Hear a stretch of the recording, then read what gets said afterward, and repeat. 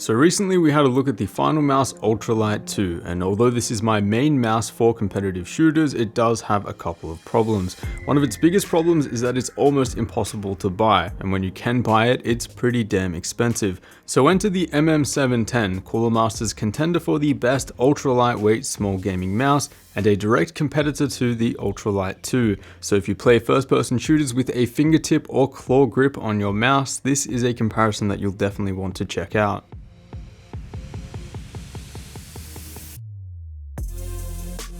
So some of you might be wondering, what's with the recent trend of mice just getting lighter and lighter?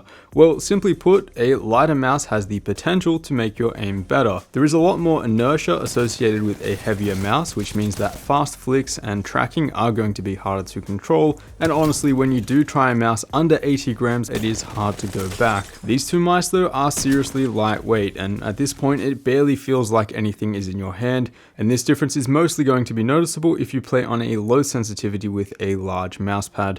So the Finalmouse Ultralight 2 is the lighter mouse out of the box by a couple of grams, but then when you add in the Infinity skins, it does tip the scale to be slightly heavier. We're talking a couple of grams here. This is barely going to be perceivable at all. Both mice use a honeycomb shell, but I will say that the Ultralight 2's build quality does feel slightly better. The MM710 does pose some rattle when slammed. We'll take a look at this closer in just a minute. One of the biggest differences between the two though is that the Cooler Master MM710 is readily available for $49, whereas the Finalmouse Ultralight 2 is sold out pretty much everywhere it seems, except for here in Australia. You might get lucky on the used market, but do expect to pay in excess of $120. In terms of size, the MM710 is wider and taller than the Ultralight 2, making it a lot easier to fill out your hand and hold, but in terms of length, it is slightly shorter. Both the MM710 and Ultralight 2 are easily some of the smallest mice that you can buy on the market today, and so it's recommended that you use them with a fingertip or claw grip. If you do have extremely large hands, don't be expecting to use either of these mice comfortably at all.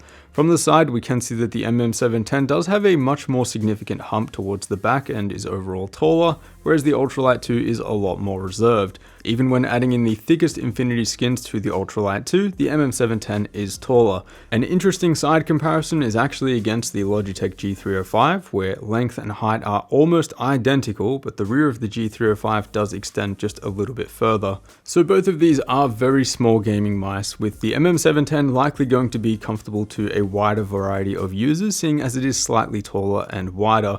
There are of course the Infinity skins for the Finalmouse Ultralight 2, and although these feel great, they do wear extremely quickly and are impossible to keep in immaculate form. I've been using the Ultralight 2 with Infinity skins for about a week now, and the skins are already at the point where I just about refuse to use them. The bottom line is, I only really recommend buying the Ultralight 2 if you think you can use it without the skins, because I don't anticipate that they're going to last very long at all. The coating on both mice are really solid, and even if your hands tend to sweat during games, I doubt you'll have an issue with either. The MM710 has a much more textured surface out of the box and will also come in a glossy version. This is mostly an advantage if you have really dry hands.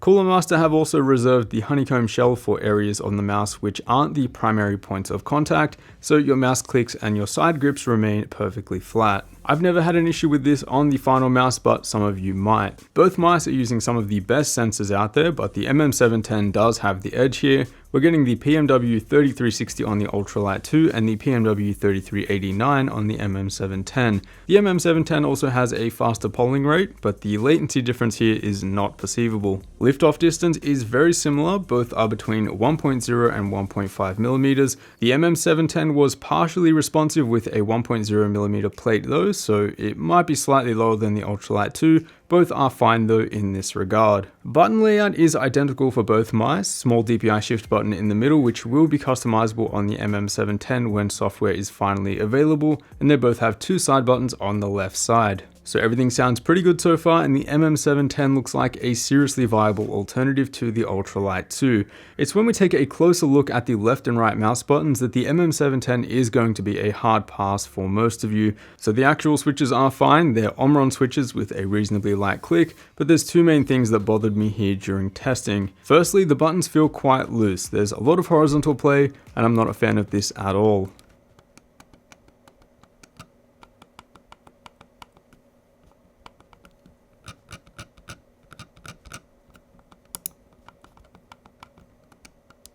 The second detail that I'd like to point out is how much the button actually wraps around to the side of the mouse, resulting in pinching of your ring finger depending on how large your hands are. I really struggled to find a comfortable grip here, and this is one of the deal breakers for me personally. If you have narrower hands, you might not run into this same issue. Again, the actual switches themselves feel nice and light, very similar to the Ultralight 2.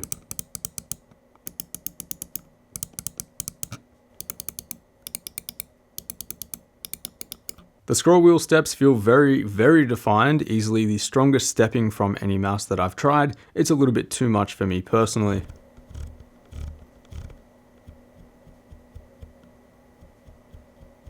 The switch again though is nice and light, so no problems there.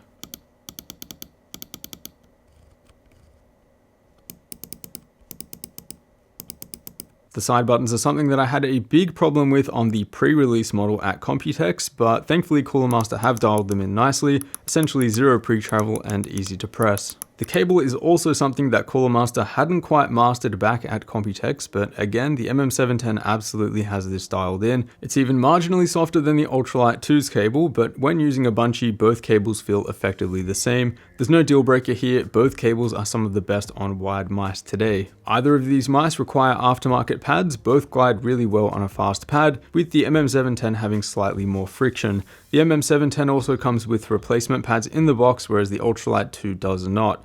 So after my review of the Ultralight 2, I stated that my aim had never felt better. My scores in Kovac's Aim Trainer had improved, and using the mouse started to feel automatic. Honestly, the MM710 wasn't too different. Scores were very close, and using the mouse in-game felt great too, just not as great as the final mouse. Now, ignoring the issues with the Infinity skins, the final mouse just seems like a better built mouse. The wobbly mouse 1 and 2 on the MM710 are something that really bothered me, and I feel like that's going to be a deal breaker for most users. If Cooler Master had fixed this before launch, along with redesigning the mouse buttons so they didn't overlap so much on the side, the MM710 would be impossible to fault. The size and shape feel really dialed in to the point where even if you have large hands, you will find this comfortable with a relaxed claw grip.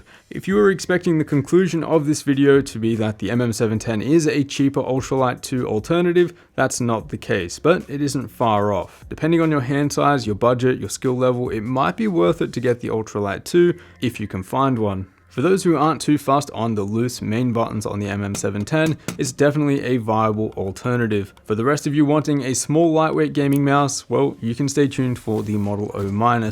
If you're interested in either of these gaming mice, you can find them linked down below in the description, and I look forward to seeing your thoughts in the comments. As always guys, a huge thanks for watching, and I will see you all in the next one.